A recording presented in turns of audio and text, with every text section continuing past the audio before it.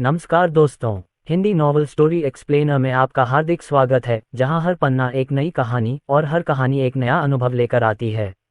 यहां आपको system, romance और मैजिक की अनोखी कहानियां मिलेंगी।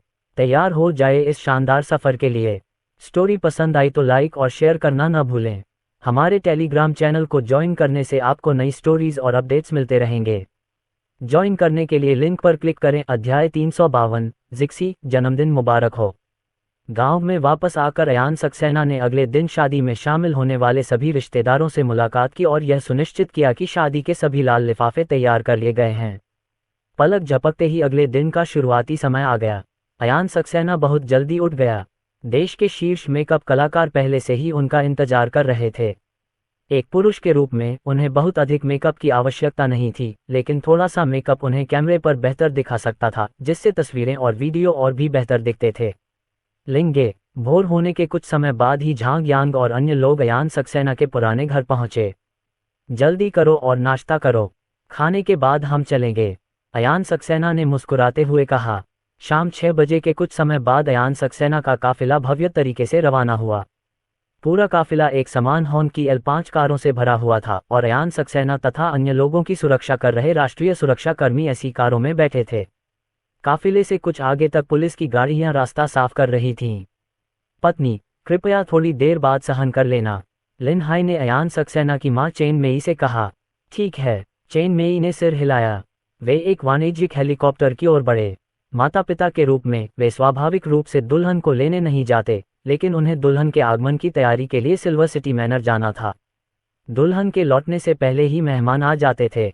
उन्हें मेहमानों का मनोरंजन भी करना था।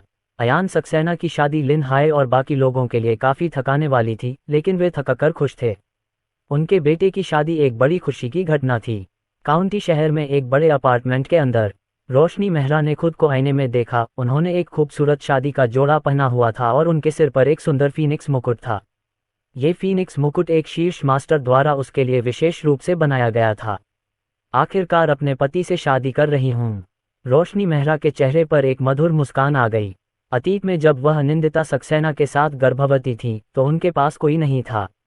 जन्म के बाद उन्होंने उसे अकेले ही पाला और उसके बारे में कई अफवाहें फैलीं।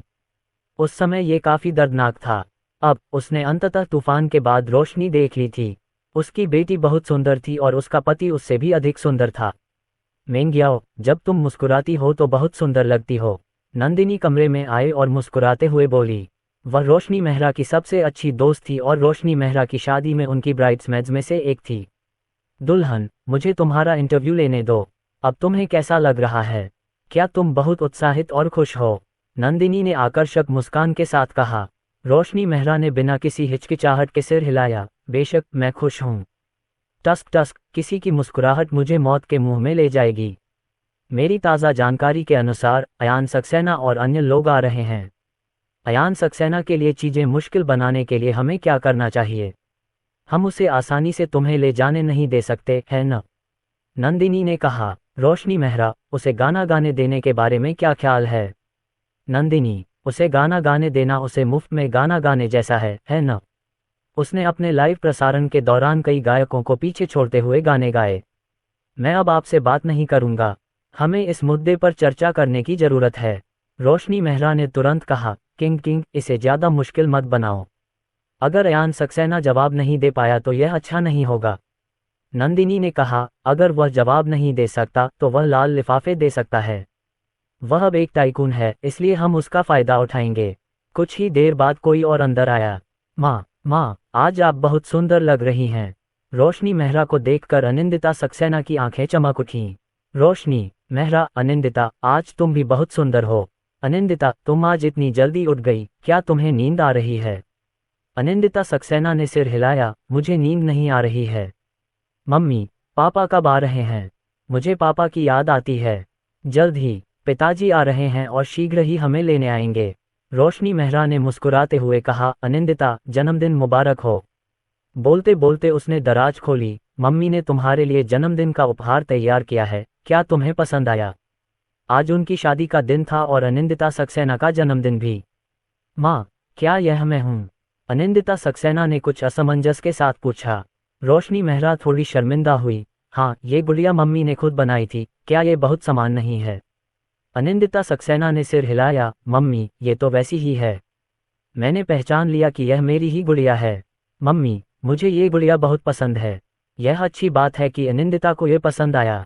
माँ भविष्य में तुम्हारे लिए इससे भी अधिक सामान बना देंगी, रोशनी मेहरा ने कहा। उन्होंने इस गुड़िया को बनाने में बहुत समय लगाया, लेकिन सच कहें तो इसका प्रभाव विशेष रूप से आदर्श नहीं था। माँ, क्या मैं 3 साल का हूँ? अनिंदिता सक्सेना ने पूछा। रोशनी मेहरा ने उसके छोटे से सिर पर हाथ फेरा। हाँ, आज से अनिंदिता तुम 3 साल की हो जाओगी। अब तुम 1 या 2 साल की बच्ची नहीं रहोगी। हाँ हाँ, अनिंदिता सक्सेना ने खुशी से सिर हिलाया। 20 मिनट बीत गए और काफिला काउंटी शहर में प्रवेश कर गया। 7 बज चुके थे और सड़क पर बहुत सारे लोग थे।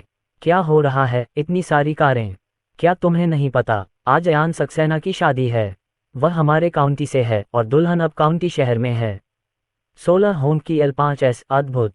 सड़क पर कई लोग चर्चा कर रहे थे।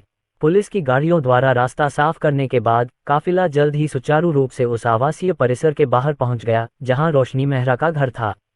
बैंग बैंग, सलामी और पटाखों की आवाज गूंज उठी। काउंटी शहर में इस संबंध में नियंत्रण सख्त नहीं है। ऐसी खुशी की घटना के साथ इसे आसानी से जाने देना कोई समस्या नहीं है। जल्द ही अयान सक्सेना और अन्य लोग आवासीय परिसर में प्रवेश कर गए। घर का दरवाजा खुला था और अयान सक्सेना और अन्य लोग आसानी से घर में प्रवेश कर गए। माता पिता, अयान सक्सेना ने राघव मेहरा और सविता मेहरा को बुलाया। अन्य लोगों ने भी एक दूसरे को शुभकामनाएं दी। राघव मेहरा ने मुस्कुराते हुए कहा, मेंग्याओ कमरे में है। अयान सक्सेना कमरे के दरवाजे पर पहुंचा। उसने सोचा कि उसे कुछ प्रयास करना होगा, लेकिन अप्रत्याशित रूप से जैसे ही उसने दरवाजे की कुंडी दबाई, दरवाजा खुल गया। स्वागत है, हार्दिक स्वागत है। नंदिनी और अन्य दुल्हन की सहेलियां 2 पंक्तियों में खड़ी हो गईं और ऊंची आवाज में बोलीं। वे मूल रूप से अयान सक्सेना के लिए चीजों को मुश्किल बनाना चाहते थे, लेकिन इस बारे में सोचने के बाद उन्हें कोई भी अच्छा प्रोजेक्ट नहीं सूझा। आम लोगों के लिए बनाए गए कुछ प्रोजेक्ट बेकार साबित हुए हैं। तुम लोग मुझे थोड़ा उलझन में डाल रहे हो, अयान सक्सेना ने मुस्कुराते हुए कहा। उसने झांग यान के हाथ से एक बैग लिया और फिर बैग से एक के बाद एक उभरे हुए लाल लिफाफे निकाले। धन्यवाद ग्रैंडमास्टर लिन, नंदिनी और बाकी लोगों ने एक स्वर में कहा। झांग यान को बैग देते हुए अयान सक्सेना रोशनी मेहरा के सामने पहुंचा। पत्नी, मैं आ गया। पति, रोशनी मेहरा ने अयान सक्सेना को प्यार से देखा। पिताजी, बताओ मैं कहाँ हूँ? रजाई के अंदर से अनिंदिता सक्सेना की आवाज आई। वह सिकुड़कर एक छोटी सी गेंद बन गई और रजाई के अंदर छिप गई। उसकी आवाज सुनकर कमरे में मौजूद सभी लोग हंस पड़े। मुझे लगता है कि आप कोठरी में हैं। अयान सक्सेना ने जानबूझकर अलमारी खोली। हाँ, वह तो वहाँ नहीं है। अनिंदिता कहाँ गई? क्या ये बिस्तर के नीचे हो सकता है? अयान सक्सेना ने हैरान होने का नाटक किया। नहीं पिताजी, मैं यहाँ हूँ। अनिंदिता सक्सेना ने रजाई से अपना छोटा सा सिर बाहर निकाला। पापा, मम्मी और मुझे आपकी बहुत याद आती है। अयान सक्सेना ने जल्दी से उसे उठाया और कहा, क्या डैडी यहाँ नहीं है? अनिंदिता, जन्मदिन मुबारक हो। अनिंदिता सक्सेना ने अपनी आंखें झपकाईं। पिताजी, जन्मदिन का उपहार कहाँ है? अयान सक्सेना ने अपना हाथ बढ़ाया और एक खूबसूरत जादू की छड़ी हवा में प्रकट होकर उसके हाथ में आ गई। अनिंदिता, ये जादू की छड़ी तुम्हारे लिए है। अनिंदिता सक्सेना अयान सक्सेना के हाथ को एकटक देखती रहीं। पिताजी, क्या आप जादूगर हैं? हाँ, अयान सक्सेना ने अनिंदिता सक्सेना को चूमते हुए कहा। अध्याय 353 भव्य विवाह सिल्वर सिटी, लिन परिवार की जागीर। एक के बाद एक मेहमान आते रहे।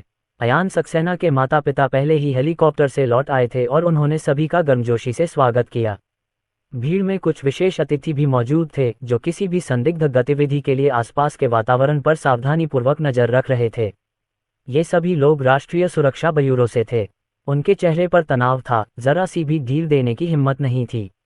उन्हें ऊपर से सख्त आदेश मिले थे कि आज कुछ नहीं होना चाहिए।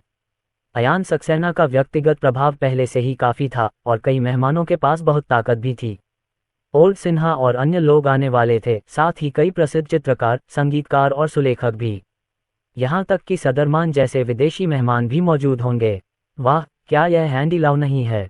वह यहाँ क्यों है? मास्टर लिन असाधारण रूप से अच्छा गाते हैं। एंडी लाउ जैसे संगीतकार का आना स्वाभाविक है। देखो, बड़े हर्षवर्धन जोशी यहाँ हैं। जल्दी पहुंचने वाले कई मेहमान आपस में कानाफूसी करने लगे।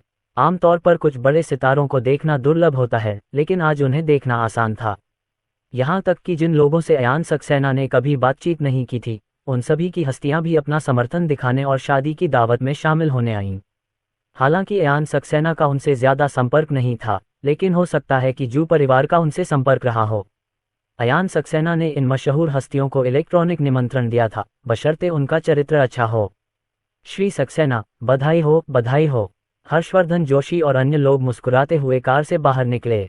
बड़े जियांग, धन्यवाद। कृपया अंदर आइए। लिन हाय और चेन मेई ने उनका गर्मजोशी से स्वागत किया। अतीत में जब ऐसे महत्वपूर्ण व्यक्ति आते थे तो वे घबरा जाते थे, लेकिन अब लिन हाय और उनकी पत्नी उनके साथ सामान्य व्यवहार कर सकते थे।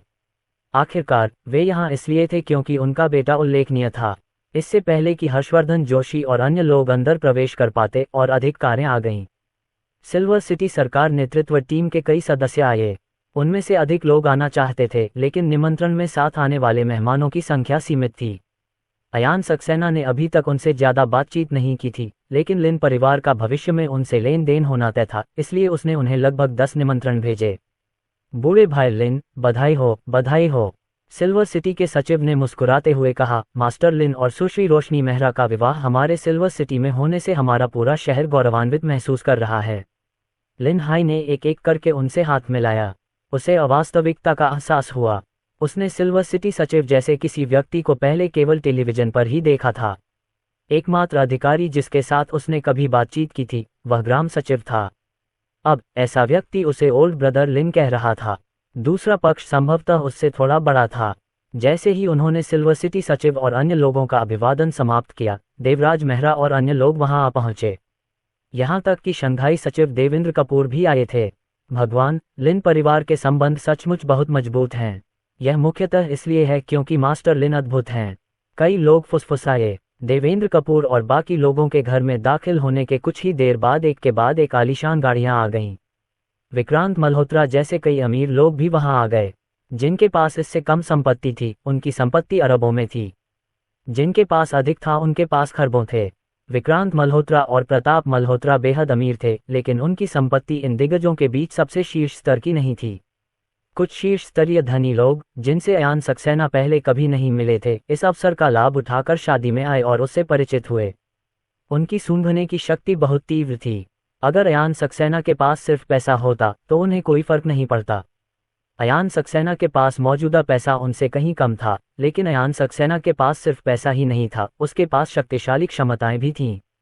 उन्हें कुछ चैनलों से पता चला था कि उच्च अधिकारी अयान सक्सेना को बहुत महत्व देते हैं और कई बड़े लोग शादी में शामिल होने आ रहे हैं। सभी का स्वागत है, स्वागत है, कृपया अंदर आइए, लिन हाई ने आमंत्रित किया। वह थोड़ा सुन्न था। प्रताप मल्होत्रा ने मुस्कुराते हुए कहा, अंकल लिन, मैं और मेरा भाई उनका मनोरंजन करने में आपकी मदद करेंगे। आपको हमारी चिंता करने की जरूरत नहीं है। सभी हैरान हो उठे। प्रताप मल्होत्रा लिन्हे से उम्र में बहुत छोटे थे, लेकिन विक्रांत मल्होत्रा की उम्र लिन्हे से बहुत कम थी। प्रताप मल्होत्रा अब लिन्हे को अंकल लिन कहकर पुकारने लगे थे। ठीक है अंकल लिन, हम आपकी मदद करेंगे, विक्रांत मल्होत्रा ने मुस्कुराते हुए कहा। उन्हें जरा सी भी हिचकिचाहट नहीं थी। उनके हिसाब से अयान सक्सेना के साथ बराबरी का रिश्ता होना बहुत अच्छी बात थी। अयान सक्सेना के पिता को अंकल लिन कहने में क्या बुराई थी। धन्यवाद। तो फिर मुझे तुम्हें परेशान करना पड़ेगा, लिन हाई ने कहा। मेहमान बहुत ज्यादा थे और वह वाकई बहुत व्यस्त था। हालांकि मेहमाननवाजी में दूसरे लोग भी मदद कर रहे थे, लेकिन कई मेहमान खास थे और मेजबान होने के नाते उसे उनका व्यक्तिगत रूप से स्वागत करना था। समय मिनट दर मिनट बीतता गया। अधिकाधिक मेहमान आते गए। अयान सक्सेना की बारात भी धीरे धीरे नजदीक आ रही थी। 2 किलोमीटर दूर जाकर जुलूस रुक गया। जुलूस के आगे प्राचीन शैली की विवाह अनुरक्षक टीम चल रही थी, जिसमें अलंकृत गाड़ियां, घोड़े, रंग बिरंगी पालकियां, ढोल और संगीत शामिल था। पूरी टीम में 100 से अधिक लोग शामिल थे। बारात के दोनों ओर बहुत से दर्शक एकत्रित थे। पत्नी, अब दुल्हन की पालकी में बदलने का समय आ गया है, अयान सक्सेना ने मुस्कुराते हुए कहा। अनिंदिता सक्सेना ने बचकानी आवाज में कहा, पापा, मैं भी मम्मी के साथ सेडान में घूमना चाहती हूँ, ही। अयान सक्सेना ने मुस्कुराते हुए कहा, मम्मी दुल्हन है, दुल्हन ही पालकी में सवार होती है। क्या डैडी आपको घोड़े पर सवार होने के लिए पकड़ेंगे? उस बड़े सफेद घोड़े पर? आप पालकी से बाहर नहीं देख सकते, लेकिन घोड़े पर सवार होकर देख सकते हैं। अनिंदिता सक्सेना ने सिर हिलाया। ठीक है, मैं बस पापा और मम्मी के साथ रहना चाहता हूँ। अनिंदिता सक्सेना ने मधुर स्वर में कहा। अयान सक्सेना कार से बाहर निकला और उसने जल्दी से रोशनी मेहरा को कार से बाहर निकाला। इतने सारे दर्शकों के सामने रोशनी मेहरा के चेहरे पर शर्म का भाव दिखाई दिया। अयान सक्सेना ने रोशनी मेहरा को जल्दी से दुल्हन की पालकी में ले गया। अनिंदिता, आओ, डैडी तुम्हें पकड़ लेंगे। अयान सक्सेना ने अनिंदिता सक्सेना को भी कार से बाहर निकाला। अयान सक्सेना ने उसे पकड़ लिया और दुल्हन की पालकी के सामने बड़े सफ़ेद घोड़े पर बैठा दिया। सेडान स्टार्ट करो, तोपें चलाओ, संगीत बजाओ। तोपों की आवाज़ गूंज उठी और खुशनुमा संगीत भी बजने लगा और पूरा जुलूस धीरे धीरे लिन परिवार की जागीर की ओर बढ़ गया। मास्टर लिन, बधाई हो, बधाई हो। मास्टर लिन, आपकी शादी पर बधाई, आपकी शादी 100 साल तक खुशहाल रहे। सड़क के दोनों ओर बहुत से लोग उत्साह से चिल्लाने लगे। उनमें से कई लोग अयान सक्सेना के कट्टर प्रशंसक थे। कई लोग विशेष रूप से अन्य स्थानों से आए थे। धन्यवाद। अयान सक्सेना ने अपने हाथ जोड़कर लगातार उनका धन्यवाद किया। अनिंदिता सक्सेना अयान सक्सेना के सामने बैठी थी और अपने आसपास की हर चीज को उत्सुकता से देख रही थी। भीड़ में कई राष्ट्रीय सुरक्षा सदस्य सतर्कता से आसपास के माहौल पर नजर रख रहे थे। अगर भीड़ में हत्यारे होते तो यह भयानक होता। सड़क के दोनों ओर इतने सारे लोग थे कि वे एक एक करके सभी की तलाशी नहीं ले सकते थे। वे केवल खतरे के पहले संकेत पर ही उन्हें रोकने के लिए खड़े हो सकते थे। सड़क के दोनों ओर ड्रोन छिपाए गए थे। वे अपने आसपास की हर चीज पर नजर रख रहे थे। अगर किसी को कोई समस्या होती तो वे तुरंत उन्हें याद दिला देते। 2 मानवरहित तो ही विमान हजारों मीटर की ऊंचाई पर आसमान में चक्कर लगाते रहे और लगातार यहां की गतिविधियों पर नजर रखते रहे। नजदीकी हवाई अड्डे पर 2 लड़ाकू विमान और 4 सशस्त्र हेलीकॉप्टर ईंधन और गोला बारूद से भरे हुए खड़े थे। किसी भी आपात स्थिति में उन्हें भेजा जा सकता था। पति सविता मेहरा ने राघव मेहरा का हाथ पकड़ लिया। वे कार से बाहर नहीं निकले। काफिला धीरे धीरे उनके पीछे पीछे चल रहा था। राघव मेहरा ने कहा, मैंने तब इतनी भव्य शादी नहीं की थी। ये बच्चा अयान सक्सेना मुझसे भी ज्यादा ताकतवर है। सविता मेहरा, मेरी शादी से पहले भी बहुत रौनक थी। दुख की बात है कि मेरे माता पिता इस दुनिया में नहीं हैं और वे यह नज़ारा नहीं देख सकते। अगर वे इसे देख पाते तो निश्चित रूप से बहुत खुश होते। राघव मेहरा ने ऊपर आसमान की ओर इशारा करते हुए कहा, वे इसे स्वर्ग में देखेंगे। हम वहां जाकर पूर्वजों को श्रद्धांजलि देंगे। अध्याय 354 अयान सक्सेना और रोशनी मेहरा ने शादी कर ली। एक शीर्ष सैन्य अनुसंधान संस्थान। Doctor R.K. शर्माग, आपने 30 घंटे से अधिक समय से आराम नहीं किया है। एक अधेड़ उम्र के आदमी ने उसे धीरे से याद दिलाया। मुझे परेशान मत करो, ये जल्द ही हो जाएगा। Doctor R.K. शर्माग ने कुछ उत्साहित होकर कहा। कल रात उन्हें अयान सक्सेना का एक ईमेल मिला। ये ईमेल एक नए प्रकार की स्टील्थ सामग्री के बारे में था। वह कल पूरे दिन सो नहीं पाया था, लेकिन यह ईमेल प्राप्त करने के बाद उसने बिना किसी हिचकिचाहट के शोध कार्य शुरू कर दिया। अयान सक्सेना के ईमेल में निर्माण विधि का उल्लेख था, इसलिए उन्हें बस इसे प्रयोगशाला में बनाना था। उनके शोध संस्थान में सभी आवश्यक परिस्थितियां थीं और 7 या 8 घंटे कड़ी मेहनत करने के बाद वह अंततः इसे पूरा करने के करीब थे। 5 मिनट बीत गए। Doctor R.K. शर्माग ने तरल पदार्थ की एक छोटी ट्यूब प्राप्त की। ये हो चुका है। मैं नहीं जानता कि यह चीज कैसा काम करती है। Doctor R.K. शर्माग थोड़ा घबराए हुए थे। उन्होंने तुरंत व्यापक परीक्षण की व्यवस्था की। किसी स्टील्थ सामग्री को टिकाऊ बनाने के लिए उसे सभी पहलुओं में उत्कृष्ट होना चाहिए। 3 सबसे महत्वपूर्ण पहलू हैं। पहला, स्टील्थ प्रदर्शन। दूसरा, लड़ाकू विमानों पर उपयोग के लिए रखरखाव का समय। और तीसरा, कीमत। अगर प्रदर्शन कम है तो चाहे दूसरे पहलू कितने भी मजबूत क्यों न हो, ये बेकार है। अगर रखरखाव का समय बहुत कम है तो भले ही प्रदर्शन अच्छा हो और कीमत कम हो, ये बेकार है क्योंकि लड़ाकू जेट रखरखाव पर बहुत समय बर्बाद करेंगे। स्वाभाविक रूप से ऊंची कीमत भी बेकार है। आखिरकार देश का सैन्य खर्च सीमित है और पैसा खर्च करने के लिए कई जगहें हैं। बेशक डॉक्टर R.K. शर्माग को आखिरी बात की चिंता नहीं थी। अयान सक्सेना की गणना के अनुसार नई स्टील्थ सामग्री की लागत वर्तमान में उपयोग में आने वाली स्टील्थ सामग्रियों की लागत का केवल 1/3 थी। Doctor R.K. शर्माग, स्टेल्थ प्रदर्शन के परिणाम आ गए हैं। इस नई सामग्री का स्टेल्थ प्रदर्शन हमारे द्वारा वर्तमान में उपयोग की जाने वाली सामग्रियों के स्टेल्थ प्रदर्शन से 3 गुना अधिक है। जल्द ही डॉक्टर R.K. शर्माग को पहली खुशखबरी मिली। स्वाभाविक रूप से उनके परीक्षण विमान पर नहीं किए गए थे, लेकिन प्रयोगशाला में अन्य चीजें थीं जिनका उपयोग इसे मापने के लिए किया जा सकता था और त्रुटि महत्वपूर्ण नहीं थी। Doctor R.K. शर्माग, इंसुलेशन क्षमता माप ली गई है। डॉक्टर आर के शर्माग, संक्षारण प्रतिरोध को मापा गया है। डॉक्टर आर के शर्माग, टीम के सदस्य अलग अलग हिस्सों में बंटे हुए थे और विभिन्न परीक्षण कर रहे थे। मात्र 10 मिनट में ही अधिकांश परीक्षणों के परिणाम आ गए। सामग्री का प्रदर्शन लगभग वैसा ही था जैसा अयान सक्सेना ने भविष्यवाणी की थी। डॉक्टर आर के शर्माग, व्यापक मूल्यांकन के परिणाम दर्शाते हैं कि इस नई सामग्री का स्थायित्व मूल सामग्री से 5 गुना अधिक है, जो हमारे वर्तमान छठी पीढ़ी के विमानों की उपयोग आवश्यकताओं को पूरी तरह से पूरा करता है। डॉक्टर आर के शर्माग के सामने खड़े व्यक्ति ने उत्साहित होकर कहा, अच्छा। डॉक्टर आर के शर्माग बहुत खुश हुए। राष्ट्रीय शक्ति के विकास के साथ ये सामग्री भविष्य की जरूरतों को पूरा नहीं कर सकती है, लेकिन अभी के लिए यह पर्याप्त है। प्रौद्योगिकी लगातार विकसित हो रही है और आगे बढ़ रही है। आप सिर्फ एक निवाले से मोटे नहीं हो सकते।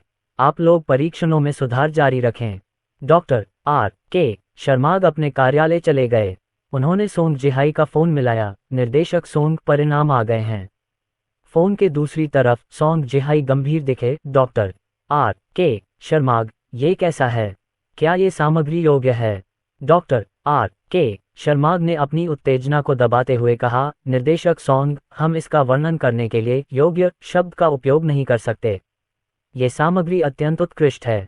इसकी कीमत मूल कीमत से केवल 1/3 है। स्टील प्रदर्शन 3 गुना बेहतर है और स्थायित्व 5 गुना बेहतर है। इंसुलेशन क्षमता भी मूल कीमत से बहुत मजबूत है। ये हमारी छठी पीढ़ी के विमान की आवश्यकताओं को पूरी तरह पूरा करता है। सोंग जिहाई बहुत खुश हुए, ये बहुत बढ़िया है। डॉक्टर आर के शर्माग, क्या आपको यकीन है कि हमारी फैक्ट्रियां इसका निर्माण कर सकती हैं? इसमें कोई समस्या नहीं होनी चाहिए। हालांकि इस सामग्री को पूरी तरह गुप्त रखा जाना चाहिए। अगर यह बाहर आ जाती है तो संयुक्त राज्य अमेरिका भी इसका उत्पादन करने में सक्षम हो सकता है। डॉक्टर आर के शर्माग ने कहा, सोंग जिहाई, क्या प्रयोगशाला में अन्य लोगों को केवल इस पदार्थ के बारे में ही पता है, लेकिन यह नहीं कि इसे कैसे बनाया गया? हाँ, मैंने स्वयं नमूना बनाया है। सोंग जिहाई ने कहा, यह अच्छा है। डॉक्टर आर के शर्माग, आपकी कड़ी मेहनत के लिए धन्यवाद। डॉक्टर आर के शर्माग, मुझे ये कहते हुए शर्म आती है कि हम इतने लंबे समय के बाद भी इसे नहीं बना पाए हैं, लेकिन किसी और ने इसे पहले बना दिया था। डायरेक्टर सोंग, मैं इसके लिए जिम्मेदार हूँ। सोंग जिहाई, डॉक्टर आर के शर्माग, ऐसा मत कहिए। आपने पहले ही देश के लिए बहुत योगदान दिया है। आप सारा श्रेय नहीं ले सकते। हाँ, आपको दूसरों को भी मौका देना होगा। सोंग जिहाई को ये कहते हुए सुनकर डॉक्टर आर के शर्माग हंसे। निर्देशक सोंग, आप सही कह रहे हैं। निर्देशक सोंग, मैं अब सोने जा रहा हूँ। फोन रखते ही सोंग जिहाई ने तुरंत खबर दी। एल्डर यांग, एल्डर ली और अन्य लोग लिन फैमिली मैनर की ओर जा रहे थे। एल्डर ली को यह समाचार मिला। एक और बड़ा शख्स अपनी कार में बैठा था। बूढ़े ली, अच्छी खबर है। एल्डर ली ने फोन रख दिया और दूसरे बड़े शख्स ने पूछा। एल्डर ली ने सिर हिलाया। हाँ, अच्छी खबर है। छठी पीढ़ी के विमान की समस्या हल हो गई है। दूसरे बड़े आदमी की आंखों में आश्चर्य की झलक दिखाई दी। इंजन की सामग्री की समस्या पहले ही हल हो चुकी थी, और अब सबसे बड़ी समस्या ये थी कि स्टील सामग्री पर्याप्त अच्छी नहीं थी। यदि इस समस्या का समाधान कर दिया जाए तो छठी पीढ़ी के विमान स्वतंत्र रूप से उड़ान भर सकेंगे। ये बहुत अच्छा है। राष्ट्र का भाग्य हमारे हाथ में है। हा। खुशी मनाने के लिए दोपहर में कुछ और ड्रिंक्स लेना उचित है। दूसरा बड़ा आदमी जोर से हंसा। एल्डर ली ने सिर हिलाया। हमें जश्न मनाना चाहिए, लेकिन जियाओलिन की पीने की क्षमता को देखते हुए हमें अभी भी शांत रहना होगा। आज वहाँ बहुत से लोग हैं, शायद हम उसे नीचे उतार सकें। दूसरे बड़े आदमी ने कहा। एल्डर ली ने सिर हिलाया। ठीक है, आप जाइए, मैं आपका उत्साहवर्धन करूंगा। ये सही नहीं है। जल्द ही उन्हें दूर से शादी का जुलूस दिखाई दिया। वे पहले दूसरे रास्ते से लिन फैमिली मैनर पहुंचे। कैमल नेशन के क्राउन प्रिंस सैडमैन और अन्य लोग पहले ही आ चुके थे। एल्डर यांग, एल्डर ली, लिन हाई ने तुरंत उनका अभिवादन किया। एल्डर यांग और अन्य लोग कार से बाहर निकले और मुस्कुराते हुए उन्हें बधाई दी। वास्तव में कई बड़े शॉट आए। अयान सक्सेना का इतना चेहरा है। कुछ धनी लोग इकट्ठे होकर धीमी आवाज में बातें करते थे। एल्डर ली और अन्य लोगों के स्तर के बड़े लोग, शीर्ष धनी लोग उनसे मिल सकते थे, लेकिन अगर परिवार में कोई खुशी का कार्यक्रम होता तो उन्हें भाग लेने के लिए आमंत्रित करना असंभव था। एल्डर ली और अन्य लोग राष्ट्रीय मामलों में व्यस्त थे और उन्होंने उन्हें परेशान करने की हिम्मत नहीं की। एक आंख खोलने वाली बात। मास्टर लिन की शादी का स्तर बहुत ऊंचा है। मनोरंजन उद्योग की कुछ हस्तियां भी धीमी आवाज में बातें कर रही थीं। उनका स्तर उन अमीर लोगों से भी नीचे था। धनी लोग पूंजी थे और वे पूंजी के लिए धन कमाने के उपकरण मात्र थे। चटचटाहट। जल्द ही पटाखों की आवाज गूंजने लगी। बारात भव्य तरीके से हवेली के बाहर पहुंची। महल में बड़ी संख्या में लोग बाहर आकर ये दृश्य देखने लगे। अयान सक्सेना ने अनिंदिता को घोड़े से उतारा। अनिंदिता को लिन हाई को सौंपने के बाद अयान सक्सेना दुल्हन की पालकी के पास पहुंचा। उसके बगल में नौकरानी की पोशाक पहने एक व्यक्ति ने मोतियों वाला पर्दा उठाया। रोशनी मेहरा धीरे धीरे दुल्हन की पालकी से बाहर निकली। दुल्हन बहुत सुंदर है। रोशनी मेहरा का लुक पहले से ही बहुत अच्छा है और आज वह दुल्हन है और उसे बहुत सावधानी से सजाया गया है। वह निश्चित रूप से बहुत खूबसूरत होगी। उनकी खूबसूरती वहां आए महिला सेलिब्रिटीज से कहीं ज्यादा है। कई मेहमान फुसफुसाए। धीरे धीरे समय बीतता गया। प्राचीन रीति रिवाजों का पालन करते हुए अयान सक्सेना और रोशनी मेहरा ने गंभीरता से शादी की प्रक्रिया पूरी की। ऐसी शादी थोड़ी बोझिल थी, लेकिन मेहमान अधीर नहीं थे। आखिरकार ऐसी शादी देखना दुर्लभ था। स्वर्ग और पृथ्वी की पूजा करने के बाद अयान सक्सेना और अन्य लोगों ने अपने माता पिता की भी पूजा की। एक ही नाव में नदी पार करने के लिए 100 साल की साधना, एक ही तकिया साझा करने के लिए 1000 साल की साधना। दूल्हा और दुल्हन एक दूसरे का सामना करते हैं। पति और पत्नी हॉल के सामने एक दूसरे की पूजा करते हैं। घुटने टेको। स्वर्ग और पृथ्वी एक हो जाएं, पति पत्नी के बीच सामंजस्य हो जाए। पहला प्रणाम। पंखों से पंख मिलाकर उड़ने वाली मंदारिन बत्तखों की तरह पति पत्नी एक दिल के होते हैं। दूसरा प्रणाम। पति गाता है और पत्नी उसका अनुसरण करती है और एक और अनमोल बच्चा पैदा होता है। तीसरा प्रणाम। समारोह पूरा हो गया है। तुरंत ही गर्मजोशी से तालियां बजने लगीं। अध्याय 355। भावी विश्व स्तरीय चित्रकार, उन्हें दुल्हन के कमरे में भेज दो। कई लोगों ने उत्साहपूर्वक अयान सक्सेना और रोशनी मेहरा को कमरे के प्रवेश द्वार तक पहुंचाया। सभी लोग कृपया आगे बढ़ें और पे का आनंद लें। मेंग्याओ और मैं बाद में सबके लिए टोस्ट करने आएंगे, अयान सक्सेना ने मुस्कुराते हुए कहा। अपनी बात कहने के बाद वह रोशनी मेहरा को कमरे में ले गया। दुल्हन के कमरे में हंगामा करने के लिए उसके पीछे कोई नहीं आया। अयान सक्सेना की हैसियत को देखते हुए निचले दर्जे के लोग परेशानी खड़ी करने की हिम्मत नहीं कर सकते थे। उच्चतर स्थिति वाले लोग ऐसा करके अपना अपमान नहीं करेंगे। चलो चलें, चलो चलें, चलो पिएं। हम बाद में ग्रैंड मास्टर लिन के साथ अच्छी चर्चा करेंगे। जब वे सामने वाले आंगन में गए तो भीड़ बातें करने लगी और हंसने लगी। सामने के यार्ड में कई लोगों ने जल्दी से भोजन और पे की व्यवस्था की। अयान सक्सेना की शादी में 1000 से ज्यादा लोग शामिल हुए। 200 से ज्यादा टेबल भर गए। सौभाग्य से लिन परिवार की संपत्ति इतनी बड़ी थी कि सभी को समायोजित किया जा सकता था। कमरे के अंदर मेरी पत्नी, अयान सक्सेना ने लाल घूंघट उठाने के लिए ज़ैड राजदंड का इस्तेमाल किया। रोशनी मेहरा का बेहद खूबसूरत चेहरा सामने आया। उसने अयान सक्सेना को प्यार से देखा और धीरे से अपने होंठ खोलते हुए कहा, मेरे पति। अयान सक्सेना ने रोशनी मेहरा को संतोष से देखा। उसे लगा जैसे वह सपना देख रहा था। वह पहले साधारण था, गर्लफ्रेंड होना ही काफी था, लेकिन अब उसने रोशनी मेहरा से शादी कर ली थी। पति, आप क्या देख रहे हैं? रोशनी मेहरा ने शर्माते हुए पूछा। एक दूसरे को एक दो बार पति और पत्नी कहना ठीक है, लेकिन वे आधुनिक लोग हैं। हर समय एक दूसरे को पति और पत्नी कहना अजीब होगा। अयान सक्सेना ने मुस्कुराते हुए कहा, मैं सोच रहा था, ये छोटी सी महिला किसकी है? वह बहुत सुंदर है। तुम्हारा? रोशनी मेहरा ने विनम्रता से कहा। पति, चलो शादी की शराब पीते हैं। अयान सक्सेना ने शराब डाली। दोनों ने एक एक कप लिया, अपनी बाहें एक दूसरे में फंसाईं और एक दूसरे को देखते हुए अपना ड्रिंक खत्म किया। पत्नी, पुराने समय में शादियां शाम के समय होती थीं। मुझे लगता है कि यह एक अच्छा विचार है। अगर हम शाम के समय समारोह करते तो हम मोमबत्तियां बुझा सकते थे और अभी सो सकते थे। अयान सक्सेना ने मुस्कुराते हुए कहा। रोशनी मेहरा ने मजाकिया लहजे में डांटा, मैं भागने वाली नहीं हूँ। पतिदेव, जल्दी से बाहर जाओ और मेहमानों का अभिवादन करो। मैं अपनी टोस्टिंग ड्रेस पहनकर बाहर आऊंगी। समय बदल गया है। हालांकि यह एक पारंपरिक चीनी शादी है, लेकिन कुछ चीजें निश्चित रूप से अतीत से अलग हैं। दुल्हन के रूप में रोशनी मेहरा को दुल्हन कक्ष में बेचैनी से इंतजार करने की जरूरत नहीं है। नवविवाहितों के लिए एक साथ बाहर जाना और रिश्तेदारों और दोस्तों का आशीर्वाद प्राप्त करना बेहतर है। मैं दरवाजे के बाहर तुम्हारा इंतजार करूंगा, अयान सक्सेना ने मुस्कुराते हुए कहा। ठीक है, ठीक है। रोशनी मेहरा ने सिर हिलाया। अयान सक्सेना कमरे से बाहर चला गया और रोशनी मेहरा ने जल्दी से अपने अविश्वसनीय रूप से खूबसूरत फीनिक्स मुकुट और औपचारिक वस्त्र उतार दिए। ऐसे कपड़े अब आने वाले समय के लिए उपयुक्त नहीं थे। जब अयान सक्सेना और रोशनी मेहरा बाहर आए तो मेहमान खुशी खुशी खा पी रहे थे। अयान सक्सेना ने माइक्रोफोन उठाया। प्रिय मित्रों और परिवार, मेंग्याओ और मेरी शादी का जश्न मनाने के लिए आने के लिए आप सभी का धन्यवाद। हम सभी की दयालुता और आशीर्वाद की सराहना करते हैं। मेंग्याओ और मैं सभी के लिए टोस्ट का प्रस्ताव रखना चाहेंगे। अयान सक्सेना ने जोर से घोषणा की। शादी की शुभकामनाएं ग्रैंड मास्टर लिन। ग्रैंड मास्टर लिन, आप दोनों के लिए 100 साल की खुशियों की कामना करता हूं और कामना करता हूं कि आपको जल्द ही एक बेटा हो। ग्रैंड मास्टर लिन। कई लोगों ने अपनी बात रखी जिससे माहौल जीवंत हो गया। किसी ने अयान सक्सेना और रोशनी मेहरा के लिए शराब परोसी। प्रोत्साहित करना। अयान सक्सेना और रोशनी मेहरा ने अपने गिलास उठाए और एक ही घूंट में पी गए। बड़ी संख्या में आए मेहमानों ने भी अपने गिलासों में शराब पी। अयान सक्सेना ने माइक्रोफोन पर बात जारी रखते हुए कहा, सभी लोग, आप बहुत ज्यादा हैं। हम शायद हर टेबल को टोस्ट न कर पाएं। कृपया किसी भी तरह की लापरवाही के लिए हमें माफ करें।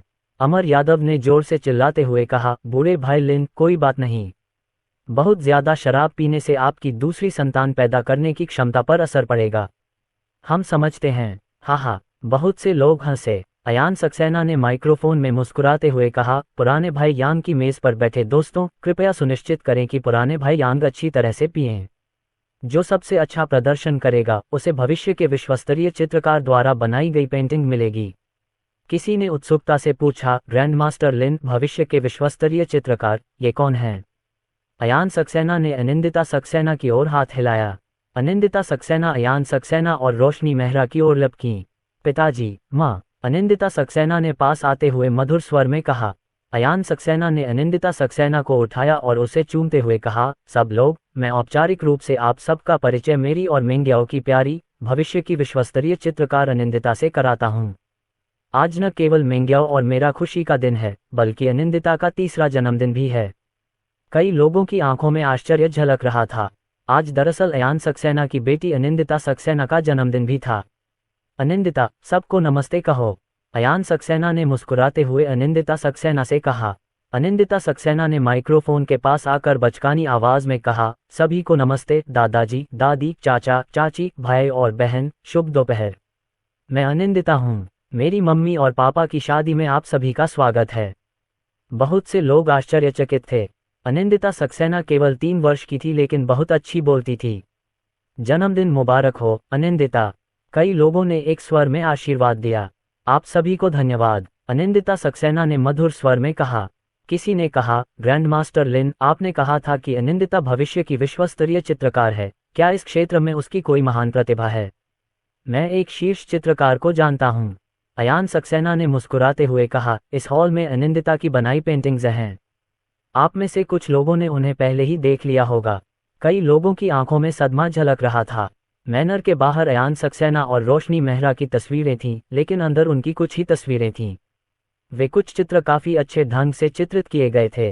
कई लोगों का मानना था कि अयान सक्सेना को ये चित्र स्वयं बनाना चाहिए था, लेकिन बहुत कम लोग जानते थे कि अयान सक्सेना ने निश्चित रूप से उन्हें चित्रित नहीं किया था। अयान सक्सेना की चित्रकारी का स्तर इससे कहीं अधिक था। ग्रैंड मास्टर लिन, क्या वे कुछ पेंटिंग्स अनिंदिता ने बनाई थीं? ग्रैंड मास्टर लिन, आप मजाक तो नहीं कर रहे हैं? कुछ लोगों ने अविश्वास में कहा। उन कुछ चित्रों का स्तर पहले से ही बहुत ऊंचा था। अनिंदिता केवल 3 साल की थी। क्या अनिंदिता सक्सेना वाकई ऐसी पेंटिंग बना सकती थी? मैंने उन्हें चित्रित किया, ही। अनिंदिता सक्सेना ने खिलखिलाकर कहा।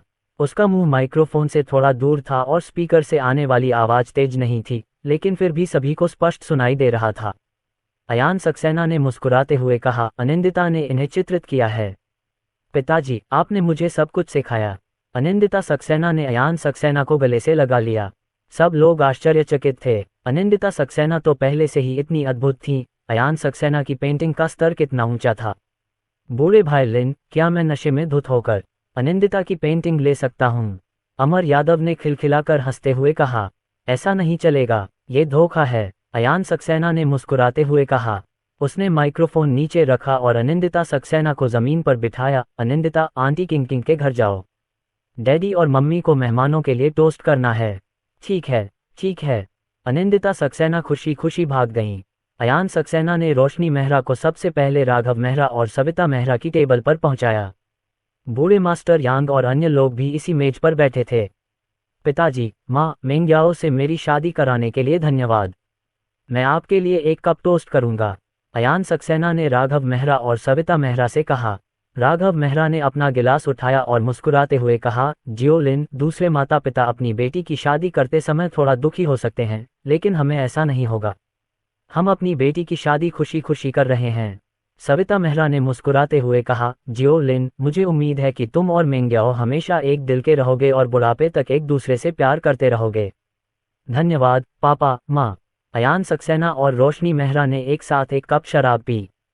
राघव मेहरा और अन्य लोगों ने भी अपने गिलासों में शराब पी। बूढ़े मास्टर यांग, बूढ़े मास्टर ली, बूढ़े मास्टर झांग, मेरी शादी में आने के लिए धन्यवाद।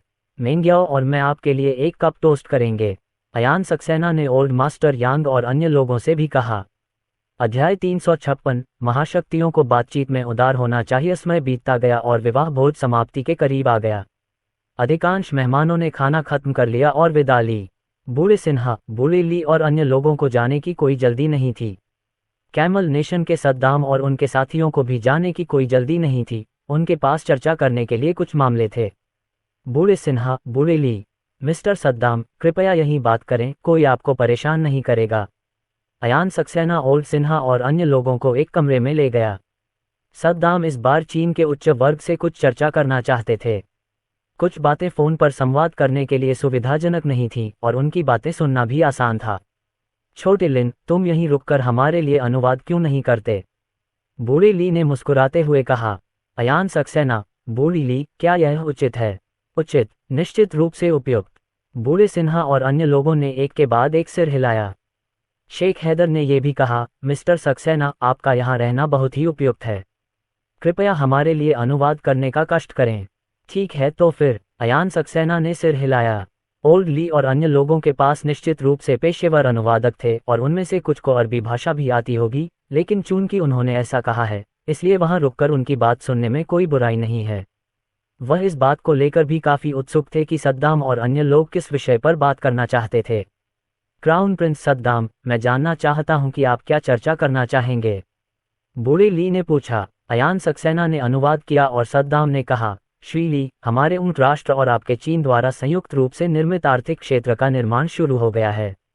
क्षेत्र की सुचारू प्रगति सुनिश्चित करने के लिए हम कुछ अच्छी चीजें खरीदना चाहेंगे। अयान सक्सेना द्वारा अनुवाद करने के बाद ओल्ड ली ने कहा, कुछ चीजें जो आप चाहते हैं हम प्रदान कर सकते हैं और कुछ नहीं। बोलते समय उन्होंने कलम निकाली और एक भाग को काट दिया। सदमान ने थोड़ा सा भौहें से कुढ़ी, जिस चीज को वह सबसे ज्यादा चाहता था उसे काट दिया गया था। उनके पास पैसे थे और स्वाभाविक रूप से वे अच्छी चीजें खरीदना चाहते थे। उदाहरण के लिए, लड़ाकू विमान, वे चीन का J-20 भारी लड़ाकू विमान खरीदना चाहते थे। यह उन्हें कैसे बेचा जा सकता है? श्री ली, आपके छठी पीढ़ी के लड़ाकू विमान आ चुके हैं और पांचवी पीढ़ी के विमान पहले से ही पुराने मॉडल हैं, क्या आप उन्हें बेच नहीं सकते? अयान सक्सेना ने मन ही मन कहा, छठी पीढ़ी के जेट विमान तो आ गए, लेकिन पांचवी पीढ़ी के जेट अभी भी पुराने नहीं हुए हैं। ऐसा राष्ट्रीय खजाना ऊंट राष्ट्र को कैसे बेचा जा सकता है? मुझे खेद है, हमारे पास अपने लिए पर्याप्त संख्या में लड़ाकू विमान नहीं है। फिलहाल हमारे पास इसे निर्यात करने की कोई योजना नहीं है।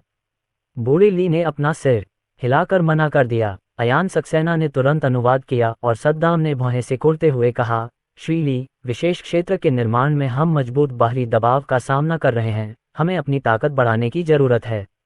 यदि पांचवी पीढ़ी के भारी लड़ाकू जेट नहीं बेचे जा सकते तो क्या आप हमें ईस्टर्न एक्सप्रेस के कुछ नए मॉडल उपलब्ध करा सकते हैं?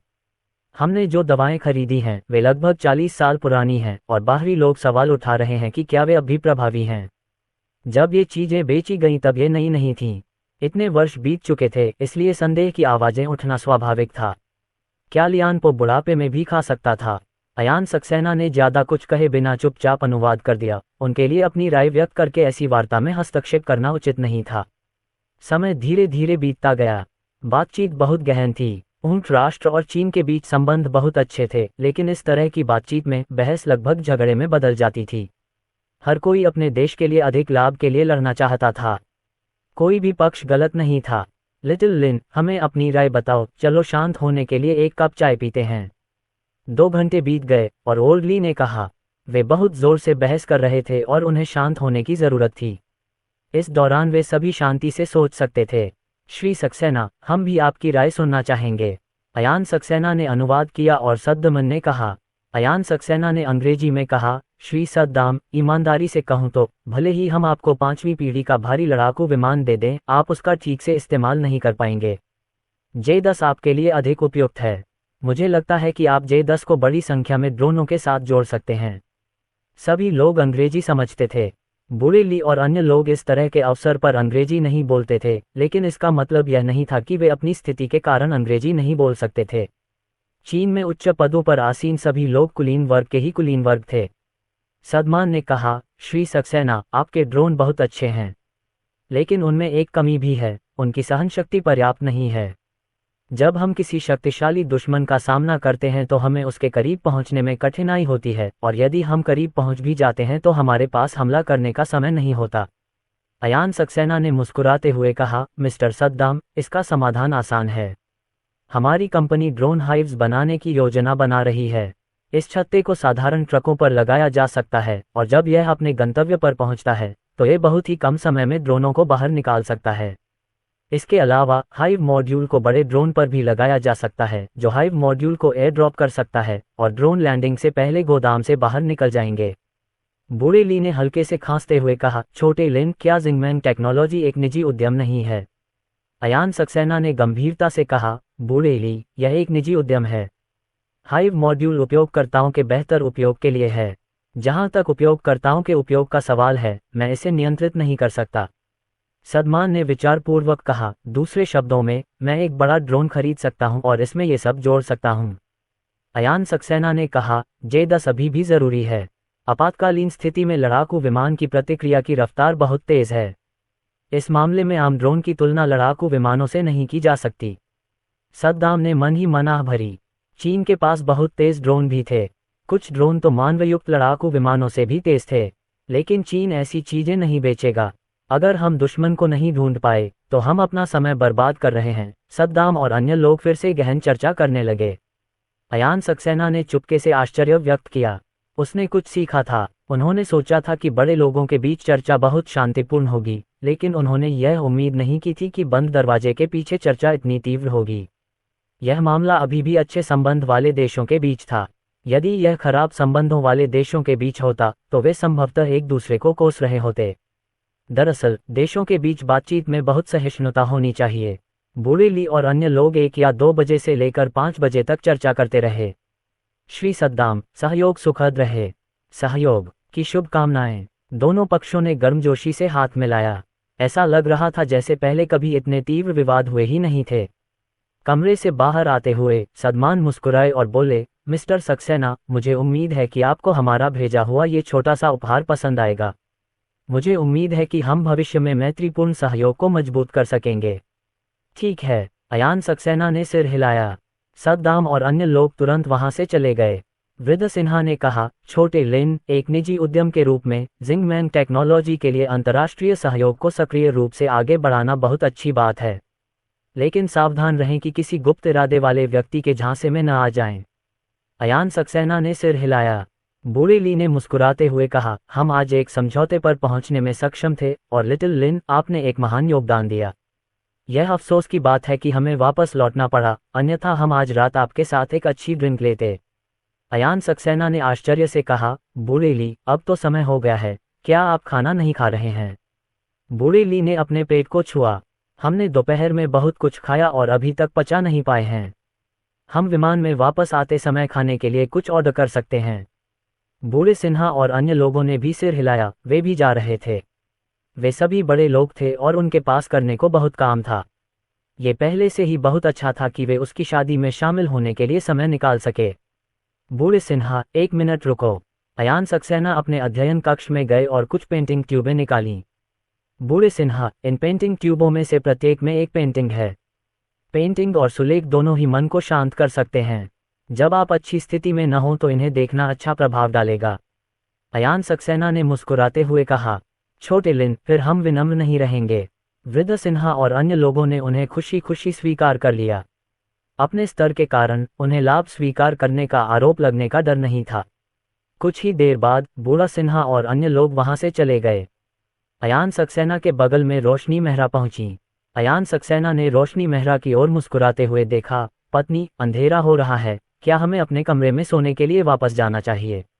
रोशनी मेहरा, अभी तो 5:30 बजे थे। सितंबर में अंधेरा अपेक्षाकृत देर से होता है, अंधेरा होने में अभी कम से कम 1.5 घंटा बाकी था। इसके अलावा उन्होंने अभी तक रात का खाना भी नहीं खाया था। पति जी, क्या आप जानते हैं कि हमें कितनी राशि का उपहार मिला? रोशनी मेहरा ने कहा। अयान सक्सेना ने अपना सिर हिलाया, उसके पास इसे देखने का समय नहीं था।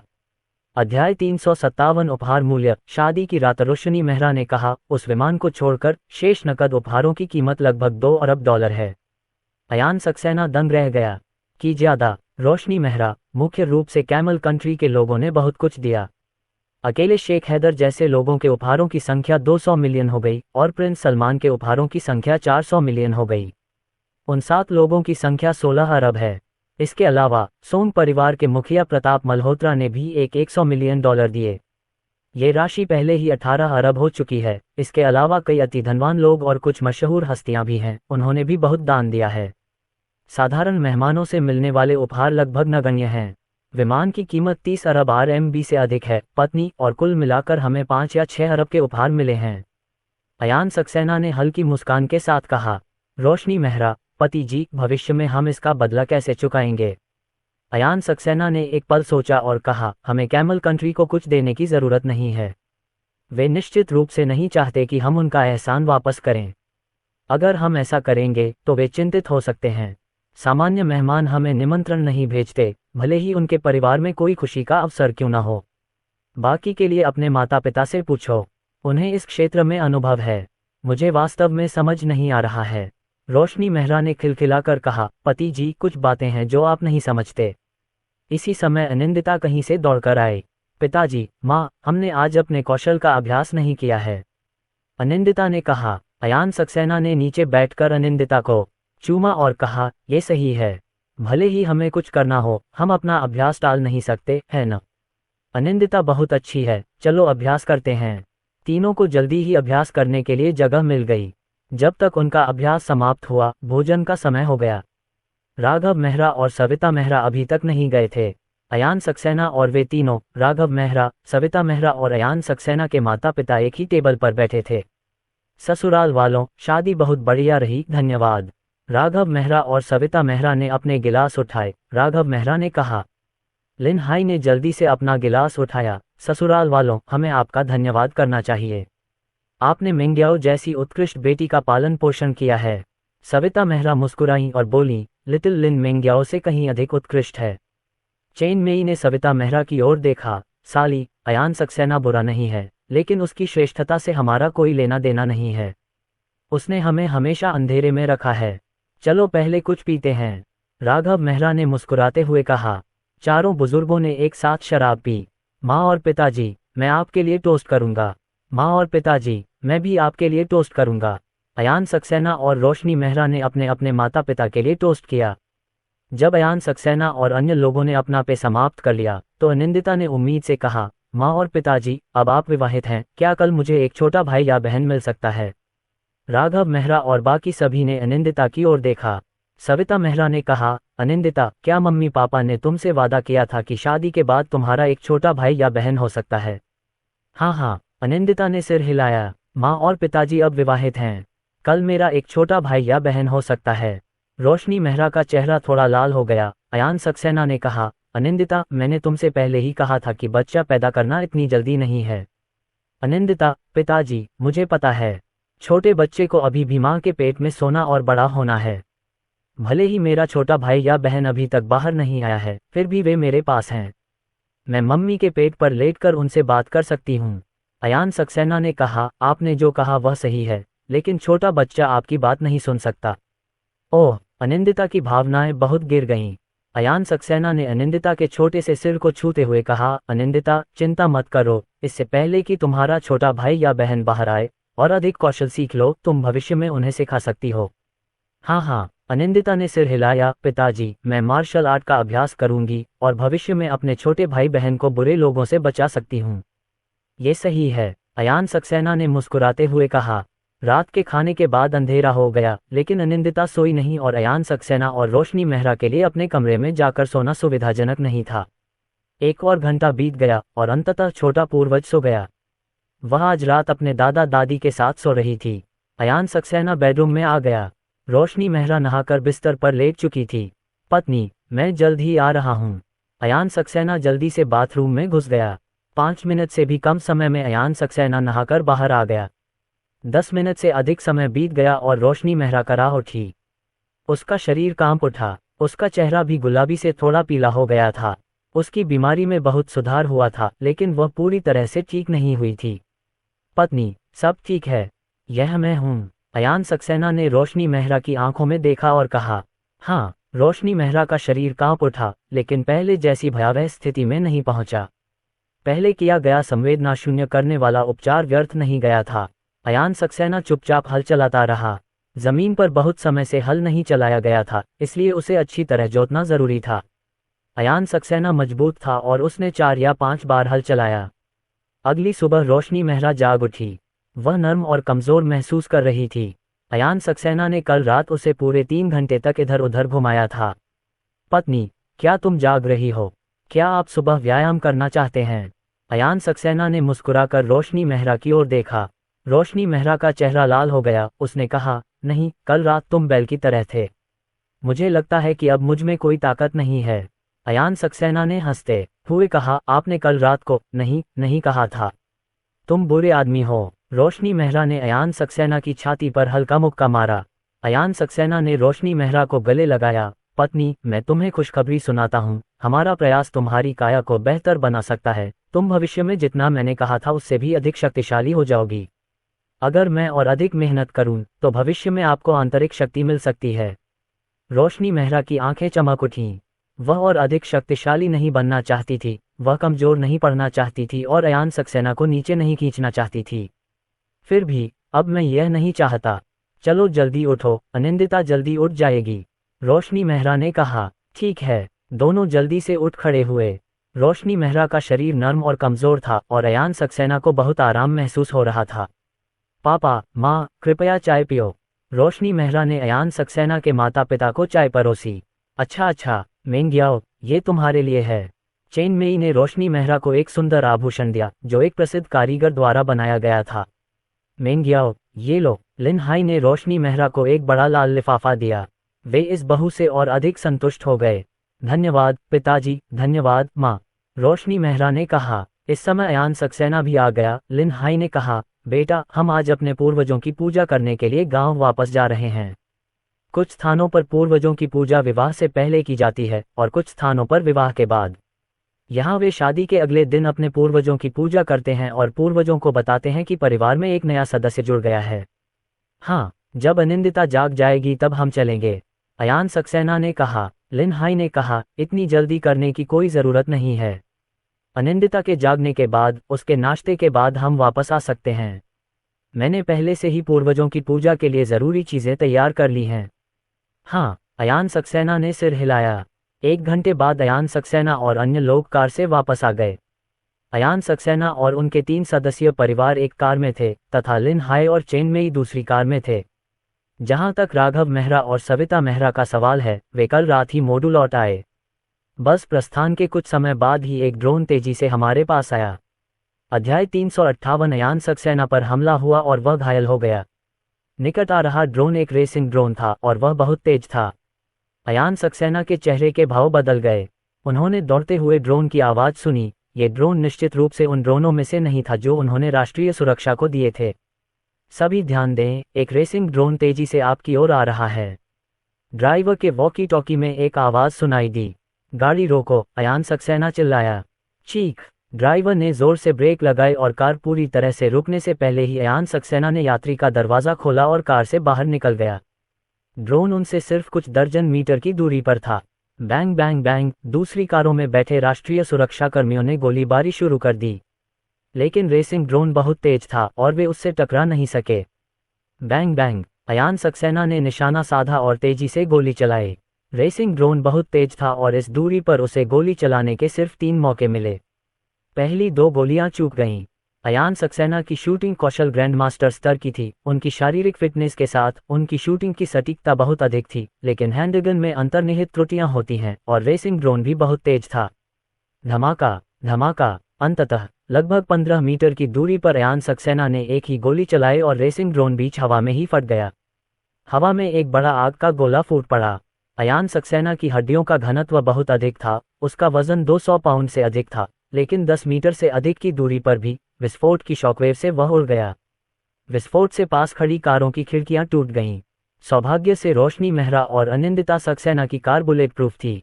विस्फोट की शॉकवेव से शीशे को कोई नुकसान नहीं पहुंचा। पति, रोशनी मेहरा ने भयभीत होकर कहा। उसने देखा कि अयान सक्सेना उड़कर जमीन पर गिर गया। पापा, वो। अनिंदिता सक्सेना डर गईं और रोने लगीं। कार में ही रहो, बाहर मत निकलो, अयान सक्सेना की कार के ड्राइवर करण वर्मा ने कहा। उसने कार का दरवाजा खोला और तुरंत गिरे हुए अयान सक्सेना की ओर दौड़ा। अन्य गाड़ियों में बैठे राष्ट्रीय सुरक्षाकर्मी भी बचाव के लिए तुरंत बाहर आ गए। अयान सक्सेना के माता पिता पूरी तरह से डरे हुए थे। वे कार से बाहर निकलना चाहते थे, लेकिन उनकी कार में बैठे राष्ट्रीय सुरक्षा कर्मियों ने उन्हें ऐसा करने नहीं दिया। उस समय उनके आसपास की स्थिति स्पष्ट नहीं थी। मिस्टर सक्सेना, आप कैसे हैं? करण वर्मा तेजी से अयान सक्सेना के पास पहुंचे। अयान सक्सेना ने अपना हाथ पकड़ रखा था जो खून से लाल हो गया था। अयान सक्सेना हैंडगन से चलाई गई गोलियों का सामना कर सकता था, लेकिन विस्फोट के छर्रों की शक्ति हैंडगन की गोलियों की शक्ति से कहीं अधिक थी। सौभाग्यवश विस्फोट 10 मीटर से अधिक दूरी पर हुआ था और केवल एक छर्रा ही उन्हें लगा, और वह भी किसी महत्वपूर्ण स्थान पर नहीं लगा। मैं नहीं मरूंगा, अयान सक्सेना ने गहरी आवाज में कहा। करण वर्मा ने अयान सक्सेना के घायल बाएं हाथ को देखा।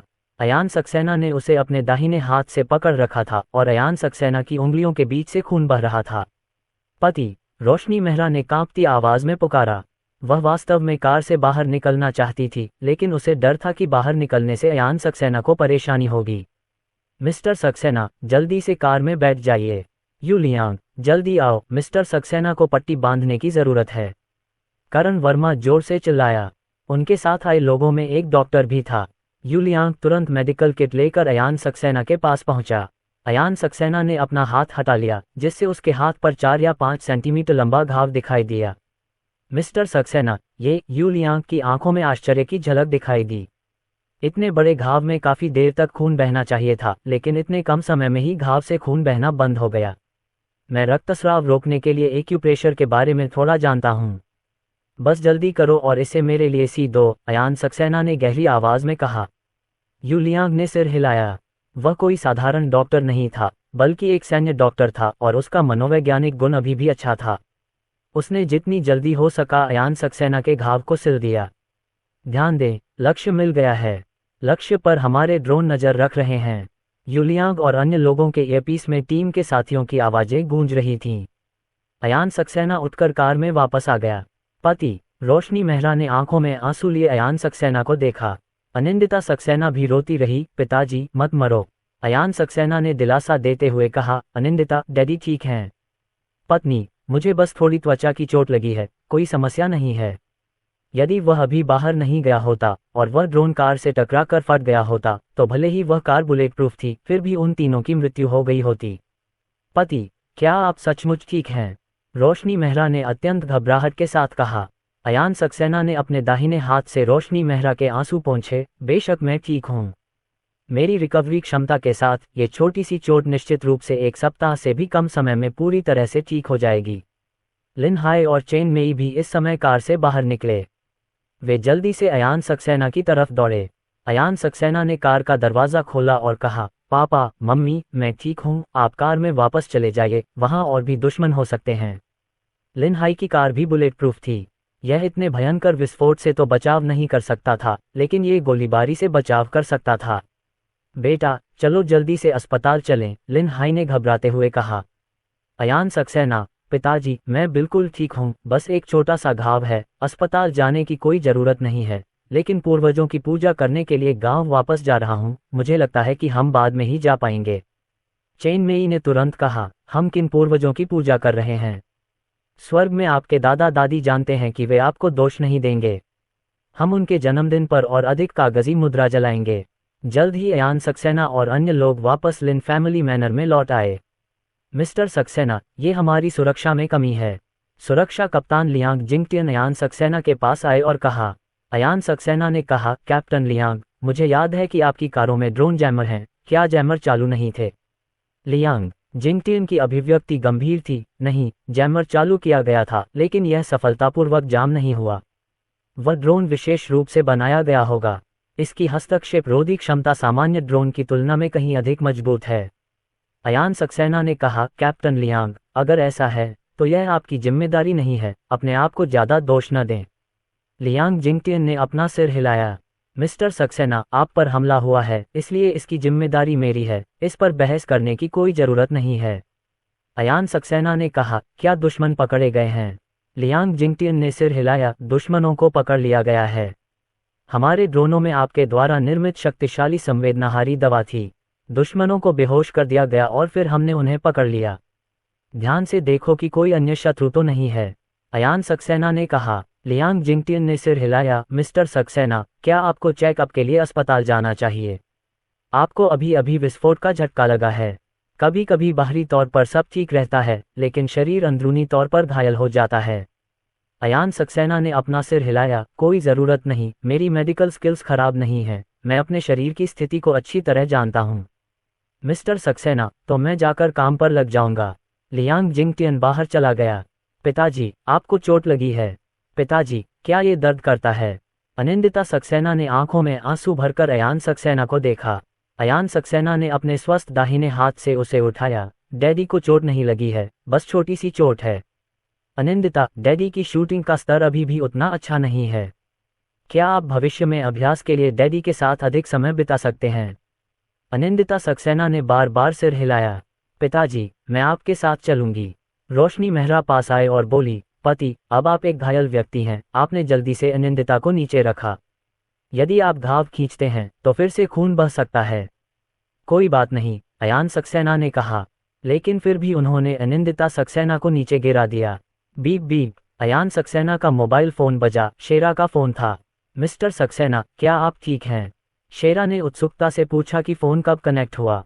अयान सक्सेना, मैं ठीक हूँ शेरा, मुझे उम्मीद है कि आप जल्द से जल्द सच्चाई का पता लगा लेंगे। उसका चेहरा शांत था, लेकिन वह इस हमले से बहुत नाराज थे। अगर उसने समय पर प्रतिक्रिया नहीं की होती, अगर वह भाग्यशाली नहीं होता, तो इस बार उसे सिर्फ छोटी मोटी चोट नहीं लगती। अध्याय 359। अयान सक्सेना पूछताछ में भाग लेता है। शेरा ने गंभीरता से कहा, मिस्टर सक्सेना, हम अवश्य जांच करेंगे और आपको यथाशीघ्र स्पष्टीकरण देंगे। शेरा, क्या तुम पहले यिनचेंग में उनसे पूछताछ कर रहे हो? मैं देखना चाहता हूँ। शेरा ने कहा, हाँ, हम पहले यिनचेंग में उनसे पूछताछ कर रहे हैं, लेकिन मिस्टर सक्सेना, आप घायल हैं। क्या आप वाकई जाना चाहते हैं? अयान सक्सेना, मेरी चोटें कुछ भी नहीं हैं। मिस्टर सक्सेना, तो फिर हम आपको लेने की तैयारी करेंगे। ठीक है। अयान सक्सेना ने फ़ोन रख दिया और रोशनी मेहरा बोली, पति, आपके हाथ पर घाव छोटा नहीं है, फिर भी आप पूछताछ में भाग क्यों ले रहे हैं? अयान सक्सेना ने दिलासा देते हुए कहा, बीवी, मुझे तो बस थोड़ी सी खरोंच आई है। अगर दुश्मन नहीं मिला तो भविष्य में खतरा हो सकता है। यह मामला ज़्यादा महत्वपूर्ण है। रोशनी मेहरा ने आगे बढ़कर अयान सक्सेना को गले लगा लिया। पति जी, मैं अभी बहुत डर गई थी। हम बुलेट प्रूफ कार में थे। अगर आप कार से बाहर नहीं निकलते तो क्या हमारी कार इसका सामना नहीं कर पाती? रोशनी मेहरा ने पूछा। अयान सक्सेना ने अपना सिर थोड़ा हिलाया। ये थोड़ा मुश्किल होता। हमारी कार की सुरक्षा का सबसे कमज़ोर हिस्सा ऊपरी हिस्सा है। वह ड्रोन कई किलोग्राम उच्च विस्फोटक ले जा रहा था। यहाँ तक कि एक टैंक की छत भी इस तरह के हमले का सामना करने में सक्षम नहीं होगी। रोशनी मेहरा बेहद डरी हुई थी। अगर विस्फोट के छर्रे थोड़ा सा भी इधर उधर होकर आपके दिल या सिर पर लगते तो? अयान सक्सेना ने रोशनी मेहरा की पीठ धीरे से थपथपाए। डरो मत, मैं ठीक हूं ना। तुम्हें अनिंदिता को इस बारे में नहीं बताना चाहिए। अनिंदिता को लगता है कि मुझे बस मामूली चोट लगी है। अगर उसे पता होता कि छर्रे से मेरी मौत हो सकती है तो वह डर जाती। रोशनी मेहरा ने धीरे से सिर हिलाया। अयान सक्सेना ने कहा, मैं थोड़ी देर के लिए अनिंदिता के साथ खेलूंगा ताकि वह सोचे कि मैं ठीक हूँ। ठीक है। अनिंदिता सक्सेना, लिन हाय और चेन मेई उसके साथ थे। जब अयान सक्सेना आया तो लिन हाय और बाकी लोगों की आंखों में चिंता दिखी। माँ और पिताजी, मैं ठीक हूँ। अनिंदिता, पापा तुम्हारे साथ कुछ देर कंप्यूटर गेम खेलेंगे, अयान सक्सेना ने मुस्कुराते हुए कहा। अनिंदिता सक्सेना, पिताजी बैठ जाए।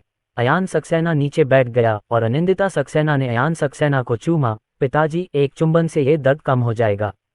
वास्तव में इससे ज्यादा दर्द नहीं होता। अयान सक्सेना ने मुस्कुराते हुए कहा, आओ पापा के साथ खेलें। ठीक है, ठीक है। अनिंदिता सक्सेना ने अध्ययन के लिए अयान सक्सेना का अनुसरण किया। रोशनी मेहरा और अयान सक्सेना के माता पिता काफी डरे हुए थे, लेकिन अनिंदिता सक्सेना अभी छोटी थी और उसे नहीं पता था कि मौत क्या होती है। अयान सक्सेना को ठीक देखकर उसे डर नहीं लगा। 20 मिनट बीत गए। अयान सक्सेना और अनिंदिता सक्सेना ने खेल समाप्त किया। अयान सक्सेना ने मन ही मन पूछा, सिस्टम हैकिंग स्किल्स में अब मेरे पास कितने घंटों का अनुभव है? सिस्टम होस्ट, अभी 35 घंटे और 23 मिनट हो चुके हैं। ठीक है। अयान सक्सेना ने आंखें सिकोड़ लीं। पौराणिक स्तर तक पहुंचने के लिए केवल 4 घंटे से थोड़ा अधिक समय बचा है। पहले तो उन्हें लगा कि ग्रैंड मास्टर स्तर ही पर्याप्त है, लेकिन अब अयान सक्सेना को लगा कि ग्रैंड मास्टर स्तर वास्तव में पर्याप्त नहीं है। यदि वह महान स्तर का होता तो निश्चित रूप से दुश्मन को ढूंढना आसान होता। दस्तक। रोशनी मेहरा ने दरवाजा खटखटाया और कमरे में प्रवेश किया। पति, कोई आपको ढूंढ रहा है। मैं अनिंदिता को ले जाऊंगी। अयान सक्सेना ने सिर हिलाया। अनिंदिता, तुम पहले माँ के साथ खेलो। पिताजी को कुछ काम है और वे बाद में वापस आएंगे। ठीक है, ठीक है। अनिंदिता सक्सेना ने समझदारी से सिर हिलाया। अयान सक्सेना मैनर के बाहर पहुंचे। एक कार उनका इंतजार कर रही थी, जिसके आगे और पीछे 2 सुरक्षा गाड़ियां थीं। चल दर। अयान सक्सेना कार में चढ़े और बोले। काफिला तेजी से राष्ट्रीय सुरक्षा पूछताछ स्थल की ओर बढ़ गया। पकड़े गए व्यक्ति को पहले ही पूछताछ कक्ष में ले जाया जा चुका था। मिस्टर सक्सेना, दरअसल यह आपके लिए थोड़ा खतरनाक है। अगर कोई फिर से ड्रोन का इस्तेमाल करके हमला करता है तो, अरविंद नायर ने कार में कुछ चिंता के साथ कहा। अयान सक्सेना, मेंग्याओ और बाकी लोग कार में नहीं हैं। मैं ठीक रहूंगा। मैं गारंटी दे सकता हूं कि मैं पहले ही पल बच सकता हूं। मेरे साथ एक ही कार में रहना आपके लिए खतरनाक है। अरविंद नायर ने तुरंत कहा। श्री सक्सेना, यदि आप पर कोई हमला होता है तो आपकी सुरक्षा सर्वोच्च प्राथमिकता है। आपको हमारी चिंता नहीं करनी चाहिए और केवल अपनी सुरक्षा सुनिश्चित करनी चाहिए। ठीक है। अयान सक्सेना ने सिर हिलाया। क्या आपके पास अधिक शक्तिशाली ड्रोन जैमर है? अरविंद नायर ने कहा, हमारा कार माउंटेड ड्रोन जैमर पहले से ही अपेक्षाकृत पोर्टेबल उत्पादों में सबसे मजबूत है। यदि यह अधिक मजबूत है तो हमें एक सैन्य ड्रोन जैमिंग वाहन की आवश्यकता है। हम उच्च अधिकारियों से आवेदन करेंगे। अयान सक्सेना ने अपना सिर हिलाया। आवेदन करने की कोई आवश्यकता नहीं है। मैं इसका अध्ययन करूंगा और उस समय जैमिंग तकनीक को उन्नत करूंगा। सैन्य ड्रोन जैमिंग वाहन बहुत ही विशिष्ट हैं। ऐसी चीजों का उपयोग करने से अतिरिक्त परेशानी बढ़ेगी। इलेक्ट्रॉनिक युद्धक विमान भी विमान हैं। अयान सक्सेना विभिन्न विमानों के डेटा को बहुत अच्छी तरह से जानता था और स्वाभाविक रूप से वह विभिन्न ड्रोनों में हस्तक्षेप करना भी जानता था। चीन की ड्रोन जैमिंग तकनीक बहुत मजबूत है। अयान सक्सेना ने पहले सोचा था कि ऐसा नहीं होना चाहिए। अब लगता है कि दुश्मन को कम नहीं आंका जा सकता। दुश्मन के लिए साधारण ड्रोन से हमला करना बेकार है, लेकिन दुश्मन विशेष ड्रोन बनाने के लिए बहुत सारा पैसा खर्च कर सकता है। क्या विस्फोटित ड्रोन का मलबा मिल गया है? अयान सक्सेना ने पूछा। अरविंद नायर ने सिर हिलाया। इसका एक हिस्सा मिल गया है। विस्फोटक शक्ति बहुत ज्यादा थी और उस ड्रोन को टुकड़े टुकड़े कर दिया गया।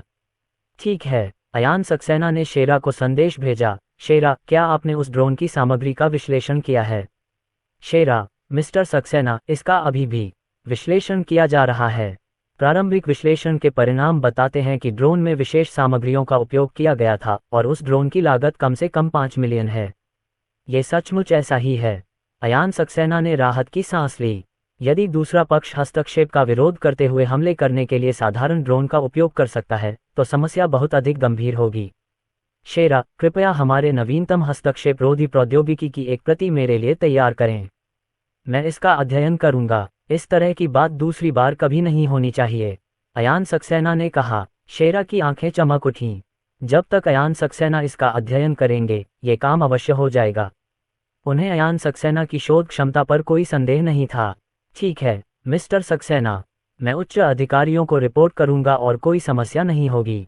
अयान सक्सेना ने आराम करने के लिए अपनी आंखें बंद कर लीं। आधे घंटे बाद अयान सक्सेना की कारें एक इमारत की भूमिगत पार्किंग में जा घुसीं। नमस्ते श्री सक्सेना, मेरा नाम लियू होंग है। बहुत से लोग अयान सक्सेना का इंतजार कर रहे थे और सबसे आगे खड़े एक अधेड़ उम्र के व्यक्ति ने अपना हाथ बढ़ाया। अयान सक्सेना ने दूसरे पक्ष से हाथ मिलाया और पूछा, हेलो, क्या आपने पूछताछ शुरू कर दी है? क्या आपको कुछ हासिल हुआ है? लियू होंग ने कहा, दूसरे पक्ष ने उस पर जहर डाला हुआ है। सौभाग्य से एनेस्थेटिक ने उसे बहुत कम समय में लकवाग्रस्त कर दिया। पूछताछ अभी तक आधिकारिक तौर पर शुरू नहीं हुई है और भाषा की बाधा है। हम कोई रास्ता निकालने की कोशिश कर रहे हैं। अयान सक्सेना ने थोड़ा सिर हिलाया, मुझे दिखाने ले चलो। लियू होंग जल्दी से अयान सक्सेना को पूछताछ कक्ष में ले गया। ये पूछताछ कक्ष साधारण नहीं था और अंदर कई अच्छी चीजें थीं। पूछताछ कक्ष में एक 30 वर्षीय व्यक्ति को कुर्सी से बांध दिया गया था। जब उस आदमी ने अयान सक्सेना को देखा तो वह उसे बुरी तरह घूरने लगा। अयान सक्सेना ने लियू होंगशिंग से कहा, इससे कोई फर्क नहीं पड़ता कि आप उसकी बात नहीं समझ पा रहे हैं। पहले उसके लिए कुछ तरीके व्यवस्थित करें। ठीक है, लियू होंगशिंग ने सिर हिलाया। सबसे पहले इलेक्ट्रोथेरेपी पैकेज की व्यवस्था की गई। दूसरा पक्ष दर्द से चिल्लाया और उसने मुंह से गाली दी। उसने काफी अलोकप्रिय भाषा का इस्तेमाल किया, लेकिन अयान सक्सेना ने उसे समझ लिया। अयान सक्सेना ने अपना हाथ उठाया।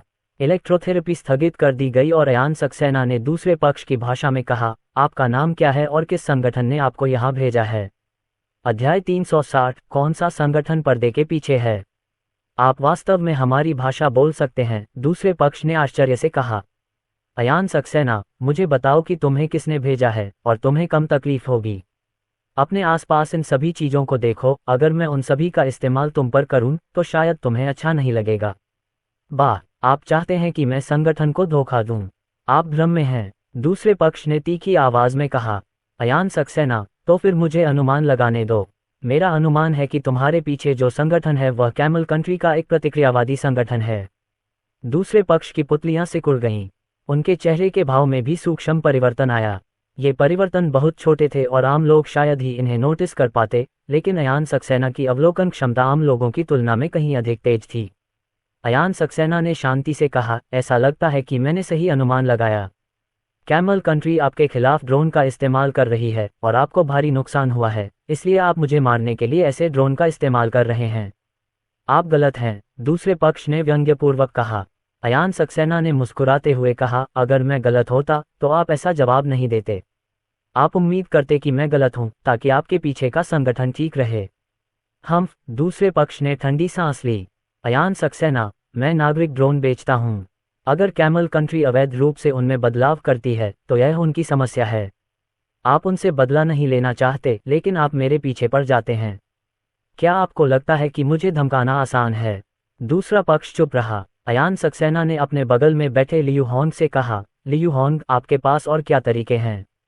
उन तरीकों का इस्तेमाल उस पर करते रहिए। ठीक है, लियू होंग ने सिर हिलाया। वे सभी इस आदमी से नफरत करते थे।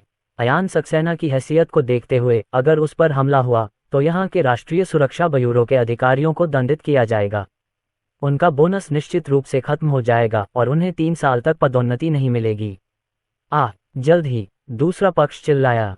लियू होंग के तरीकों से दूसरे पक्ष को ऐसा महसूस हो सकता है कि वे जीवन और मृत्यु के बीच हैं। अयान सक्सेना शांत भाव से देख रहा था। दूसरे पक्ष ने उसे लगभग मार ही डाला। कल ही उसकी शादी हुई थी और आज वह लगभग मर ही गया। वह बहुत गुस्से में था। बीप बीप, अयान सक्सेना का फोन अचानक बज उठा। यह अरुण राव का फोन था। अयान सक्सेना फोन उठाने के लिए बाहर गए। फोन पर दूसरी तरफ अरुण राव ने कहा, श्री सक्सेना, आज आप पर जो हमला हुआ उसके लिए मैं जिम्मेदार हूं। मैंने पहले ही उच्च अधिकारियों के समक्ष गंभीर आत्मा आलोचना कर दी है। अयान सक्सेना, निर्देशक जू, आपने वह कर दिया है जो आपको करना चाहिए था। यह मामला महज एक दुर्घटना थी और आपको दोषी नहीं ठहराया जा सकता। श्री सक्सेना, आपकी समझदारी के लिए धन्यवाद, अरुण राव ने कहा, लेकिन जो कुछ हुआ उसके लिए हम जिम्मेदार हैं। लीलाओ की आवाज गूंजी। जियोलिन, अरुण राव हमारे साथ हैं। हमने अभी उनकी आलोचना की है। आपकी स्थिति कैसी है? क्या आपकी चोट गंभीर है? लीलाओ, मैं ठीक हूं, अयान सक्सेना ने जल्दी से कहा। जियोलिन, अगर तुम घायल हो तो इधर उधर मत भागो। जियोलिन, तुम्हें अपनी चोटों का अच्छे से ख्याल रखना होगा। झांग लाओ और अन्य बड़े लोग एक के बाद एक बोलते रहे। अरुण राव उनके पास पहुंचे और उन्हें कड़ी फटकार लगाई गई।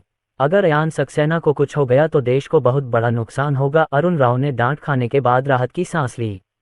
अगर वे उसे नहीं डांटते तो उसका अनुमान था कि वह केवल शकरकंद उगाने के लिए ही वापस जा पाएगा। अयान सक्सेना ने कहा, ली लाओ, झांग लाओ, लियू लाओ। मुझे वास्तव में कोई समस्या नहीं है। मैं निदेशक जू और अन्य के लिए नरमी बरतने की अपील करूंगा। उन्होंने मुझे बचाने की पूरी कोशिश की है। ली लाओ ने कहा, जियो लिन, चूंकि आप उनके लिए दलील दे रहे हैं, इसलिए इस बार सज़ा हल्की होगी, लेकिन फिर भी सज़ा होनी चाहिए। कुछ देर बातचीत करने के बाद अयान सक्सेना ने फ़ोन रख दिया। दूसरा पक्ष कैमल कंट्री के एक खास प्रतिक्रियावादी संगठन से था। अयान सक्सेना ने यह नहीं बताया। लियू होंग और अन्य लोगों ने उससे पूछताछ जारी रखी और उन्हें अंततः पता चल ही जाएगा।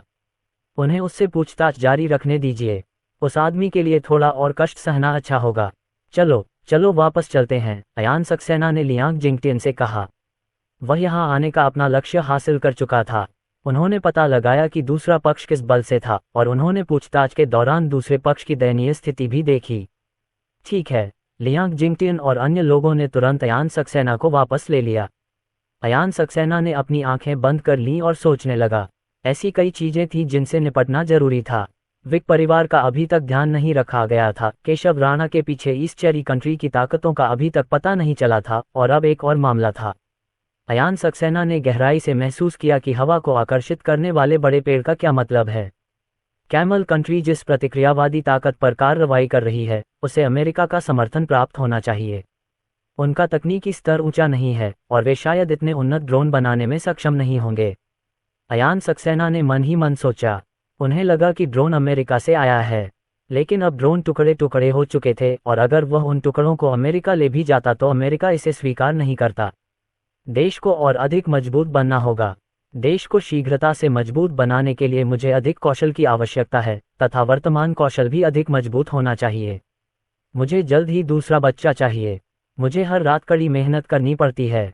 अयान सक्सेना मन ही मन बुदबुदाया। अनजाने में ही शाम हो गई। इस डर से कि अनिंदिता सक्सेना अयान सक्सेना के घाव को छू लेगी, वह अपने दादा दादी के साथ सोती थी। पति जी, हिलना मत, रोशनी मेहरा ने विनम्रता से कहा। अयान सक्सेना ने मुस्कुराते हुए कहा, पत्नी, मेरे हाथ में बस मामूली चोट है, इससे किसी और चीज पर कोई असर नहीं पड़ता। अनिंदिता वास्तव में एक छोटा भाई या बहन चाहती है। हम जल्दी करना होगा, रोशनी मेहरा ने शर्माते हुए कहा। पति जी, तो हिलना मत, मैं कर लूंगी। अयान सक्सेना की आंखें चमक उठीं। अगली सुबह अयान सक्सेना ने रोशनी मेहरा और अन्य लोगों को मार्शल आर्ट का अभ्यास करने पर जोर दिया।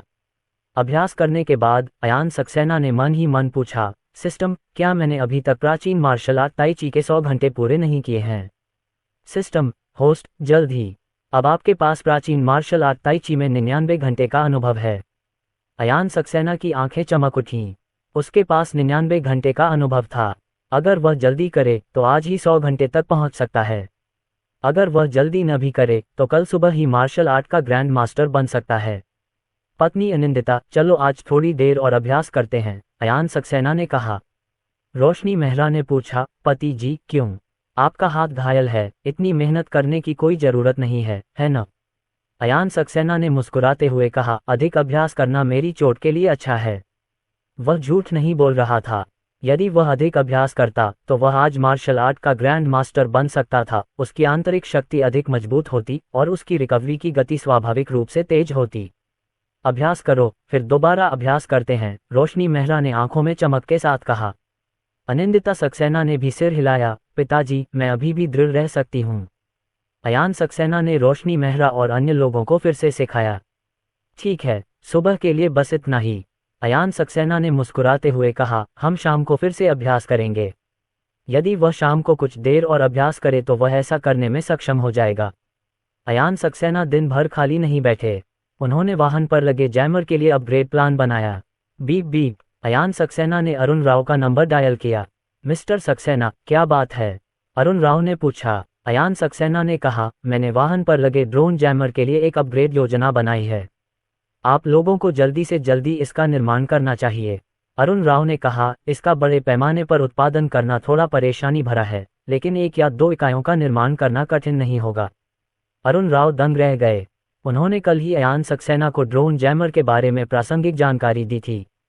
उन्नयन योजना आज बाहर थी। अयान सक्सेना की गति सचमुच विकृत थी।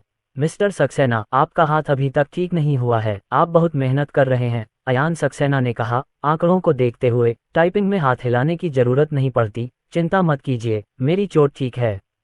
मैं दोबारा ड्रोन हमले का सामना नहीं करना चाहता। अरुण राव ने उत्सुकता से पूछा, श्री सक्सेना, उन्नत ड्रोन जैमर क्या प्रभाव प्राप्त कर सकता है? अयान सक्सेना, अधिकतम जैमिंग रेंज 2 गुनी हो गई है और अधिकतम जैमिंग तीव्रता 3 से 4 गुना बढ़ गई है। जैमिंग कवरेज आवृत्ति पहले की तुलना में बहुत अधिक है। पिछली बार की तरह इस बार भी ड्रोन को जाम करने में कोई समस्या नहीं है। अरुण राव को झटका लगा। ये सुधार कोई छोटी राशि नहीं थी। अध्याय 361 मार्शल आर्ट ग्रैंड मास्टर बने। अरुण राव, मिस्टर सक्सेना, क्या जैमर की कीमत बढ़ गई है? अयान सक्सेना ने कहा, इसमें थोड़ी वृद्धि हुई है। कुछ भागों को अलग सामग्रियों से बदल दिया गया है और कुल कीमत में 20% की वृद्धि हुई है। यह अच्छा है, यह अच्छा है। अरुण राव के चेहरे पर मुस्कान आ गई। लागत में केवल 20% की वृद्धि हुई, लेकिन प्रदर्शन इतना बढ़ गया कि यह पूरी तरह से स्वीकार्य है। इस तरह के जैमर को अन्य स्थानों पर उपयोग के लिए भी बढ़ावा दिया जा सकता है। श्री सक्सेना, क्या सैन्य वाहनों पर लगे जैमर को भी बढ़ाया जा सकता है, जैसा कि हवाई जहाज़ों और युद्धपोतों पर लगे जैमर को बढ़ाया जाता है? अरुण राव ने उम्मीद से पूछा। अयान सक्सेना, सुधार स्वाभाविक रूप से संभव है, लेकिन पोर्टेबल जैमर को संशोधित करना आसान है। आपने जिन 3 प्रकार के सैन्य वाहनों पर लगे जैमर का उल्लेख किया है, वे ठीक हैं, लेकिन हवाई जहाज़ों और युद्धपोतों पर उनमें सुधार करने में बहुत समय लगेगा। अरुण राव, बहुत समय से आपका क्या मतलब है? संशोधन योजना तैयार करने में मुझे लगभग 1 सप्ताह ही लगेगा, लेकिन इसे संशोधित करने में बहुत अधिक समय लगेगा, अयान सक्सेना ने कहा। अरुण राव ने राहत की सांस ली। अयान सक्सेना ने कहा कि इसमें बहुत समय लगेगा। उन्होंने सोचा था कि इसमें बहुत समय लगेगा, लेकिन अयान सक्सेना वास्तव में इसे 1 सप्ताह में संशोधित कर सकते हैं। श्री सक्सेना, यदि प्रदर्शन बहुत अधिक बढ़ जाता है तो अपेक्षाकृत बड़ी लागत पर भी इसमें संशोधन करना उचित होगा, अरुण राव ने कहा। अयान सक्सेना, प्रदर्शन में वृद्धि लगभग समान ही होगी, लेकिन मेरे पास इस पर खर्च करने के लिए फिलहाल उतना समय नहीं है। अगर मेरे पास समय होगा तो मैं इसे आपको दे दूंगा। ठीक है, ठीक है, अरुण राव ने शीघ्रता से कहा। फोन रखते ही अरुण राव ने तुरंत विनिर्माण के लिए संबंधित इकाइयों से संपर्क किया। अयान सक्सेना द्वारा सुधारे गए जैमर का बड़े पैमाने पर उत्पादन करने में बहुत समय लगेगा, लेकिन 1 या 2 प्रयोगात्मक उत्पाद बनाना मुश्किल नहीं है। बूढ़े वांग, आपको ये काम जल्दी करना होगा, क्या यह आज ही हो सकता है? अरुण राव ने पूछा। फोन पर दूसरी तरफ उपकरण कारखाने के प्रभारी व्यक्ति ने कहा, देवराज मेहरा, आप मुझे मार सकते हैं। आज समय क्या है? लोगों को इन चीजों को देखने के लिए मुझे समय चाहिए। सबसे तेज कल होगा, अरुण राव ने कहा। बूढ़े वांग, ये कल तय हो जाएगा। मैंने कहा सबसे तेज। अरुण राव, बूढ़े वांग, ओवरटाइम काम करो। अगर इस चीज के बिना कोई और दुर्घटना होती है तो मुझे लगता है कि मुझे शकरकंद उगाने के लिए वापस जाना होगा और तब तुम मेरे साथ रहोगे। आपके साथ कौन शकरकंद उगाना चाहता है? मैं इसे पूरा करने की पूरी कोशिश करूंगा। अरुण राव ने फोन रख दिया और राहत की सांस ली। जिस ओल्ड वांग से उसने संपर्क किया था वह अभी भी बहुत विश्वसनीय है। अगर दूसरा पक्ष कहता है कि इसे पूरा करने की पूरी कोशिश करें तो शायद कोई समस्या नहीं है। अगर यह कल निकलता है तो शायद इसका इस्तेमाल कल भी किया जा सकेगा, अरुण राव ने मन ही मन सोचा। उसने जिस उपकरण कारखाने से संपर्क किया है वह शंघाई में है। अयान सक्सेना और बाकी लोग कल लौट आएंगे। एक बार जब चीजें बन जाएंगी तो उन्हें जल्द से जल्द अयान सक्सेना की सुरक्षा में लगे राष्ट्रीय सुरक्षा ब्यूरो को भेजा जा सकता है। अयान सक्सेना पर ड्रोन हमला हुआ। पहली बार तो ठीक रहा, लेकिन अगर दूसरी बार हमला हुआ तो बड़ी मुसीबत में पड़ जाएगा। अगर अयान सक्सेना की मौत हो जाती है तो वह निश्चित रूप से सैन्य अदालत जाएगा। शाम, अयान सक्सेना रोशनी मेहरा और अनिंदिता सक्सेना को अभ्यास करा रहे थे। जब वे पढ़ाते थे तब भी वे रोशनी मेहरा के शरीर में आंतरिक शक्ति का संचार करते थे और रोशनी मेहरा का शरीर लगातार बेहतर होता गया। मेजबान, 100 घंटे हो गए हैं। आपकी प्राचीन मार्शल आर्ट ताई ची ग्रैंड मास्टर स्तर तक पहुंच गई है। अंततः व्यवस्था की सुंदर आवाज सुनाई दी। अयान सक्सेना के दिमाग में बहुत सारी जानकारी भर गई।